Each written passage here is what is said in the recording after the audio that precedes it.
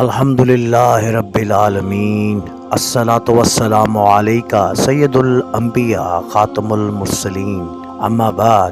میرے محترم بھائیوں اور بہنوں، آج کی یہ رات کوئی عام رات نہیں، یہ وہ رات ہے جس میں زمین خاموش تھی مگر آسمانوں میں ہلچل تھی۔ یہ وہ رات ہے جس میں نبی آخر الزماں سید کونین محمد مصطفیٰ صلی اللہ علیہ وآلہ وسلم کو ایسا مقام عطا ہوا جو نہ کسی نبی کو ملا نہ کسی فرشتے کو ملا۔ یہ شب معراج ہے۔ پیارے بھائیوں، پیاری بہنوں، معراج اس وقت عطا ہوئی جب طائف کی گلیوں میں لہو بہایا گیا، اپنے ہی بیگانے ہو گئے۔ حضرت خدیجہ دنیا سے رخصت ہو چکی تھیں، حضرت ابو طالب کا سایہ بھی اٹھ چکا تھا۔ یہ وہ وقت تھا جب نبی کریم صلی اللہ علیہ وآلہ وسلم نے فرمایا، اے اللہ، میں اپنی کمزوری، بے بسی اور لوگوں کے سامنے اپنی بے قدری کی شکایت تجھ ہی سے کرتا ہوں۔ اور اللہ نے جواب دیا، مگر لفظ میں نہیں، معراج میں۔ میرے بھائیوں، میری بہنوں، مسجد حرم سے مسجد اقصیٰ تک قرآن اعلان کرتا ہے۔ سورہ بنی اسرائیل میں اللہ تبارک تعالیٰ فرماتے ہیں، پاک ہے وہ ذات جو اپنے بندے کو ایک رات میں مسجد حرم سے مسجد اقصیٰ لے گئی۔ براق کا آنا، میرے بھائیوں، ایک ایسی سواری لائی گئی سفید رنگ کی، بجلی سے تیز قدم وہاں پڑتا جہاں نگاہ جاتی۔ نام تھا براق۔ نبی کریم صلی اللہ علیہ وآلہ وسلم سوار ہوئے، جبرائیل ساتھ تھے، اور کائنات نے دیکھا انسان آسمان کی طرف بڑھ رہا ہے۔ مسجد اقصیٰ میں انبیاء کی امامت۔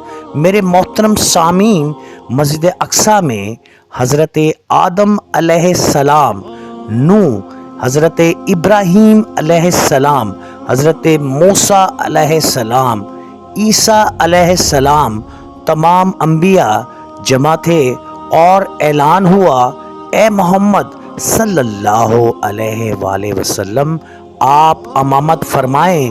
یہ اعلان تھا نبوت کے خاتمے کا، قیادت عالم کا، امت محمدیہ کی برتری کا۔ پیارے بھائیوں، معراج آسمانوں کا سفر۔ پہلا آسمان حضرت آدم علیہ السلام، دائیں طرف مسکراہٹ، بائیں طرف آنسو۔ فرمایا، نیک اولاد پر خوش ہوں، بد پر غمگین۔ دوسرا آسمان یحییٰ عیسیٰ، تیسرا آسمان یوسف حسن کا پیکر، چوتھا آسمان ادریس علیہ السلام، پانچواں آسمان ہارون علیہ السلام، چھٹا آسمان حضرت موسیٰ علیہ السلام روئے امت کی محبت میں، ساتواں آسمان ابراہیم علیہ السلام بیت المعمور کے سائے میں بیٹھے ہوئے۔ پیارے بھائیوں، سدرۃ المنتہا، میرے بھائیوں، یہ وہ مقام تھا جہاں جبرائیل بھی رک گئے۔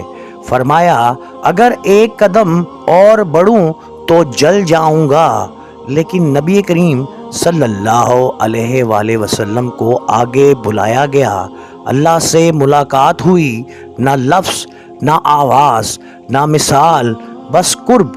یہاں 50 نمازیں فرض ہوئیں، موسیٰ کے مشورے سے 5 ہوئیں، مگر اجر 50 کے برابر ملے گا۔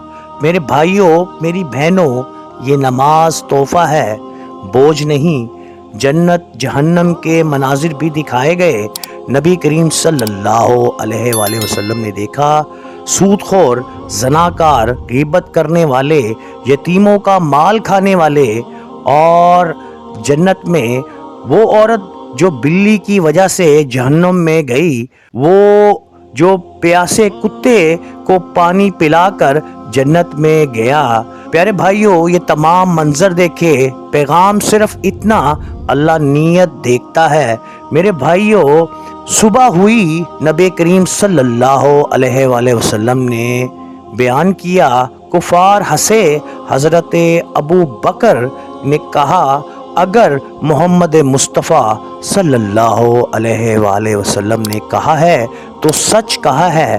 उसी दिन से लक़ब मिला सिद्दीक। मेरे भाइयों, नमाज छोड़कर मेराज का दावा झूठ है। नबी करीम सल्लल्लाहु अलैहि वसल्लम आसमानों पर गए, तोहफा नमाज लाए। हम ज़मीन पर रहकर भी नमाज नहीं पढ़ते। याद रखो, जो सजदे में नहीं वो मेराज का हकदार नहीं। ए अल्लाह, हमें नमाज का ज़ौक़ अता फरमा, हमें मेराज वालों में शामिल फरमा, हमारी आँखों को सजदों में रुला दे और क़यामत के दिन मोहम्मद मुस्तफ़ा सल्लल्लाहु अलैहि वसल्लम का उम्मती बनाकर उठा। आमीन या रब्बुल आलमीन।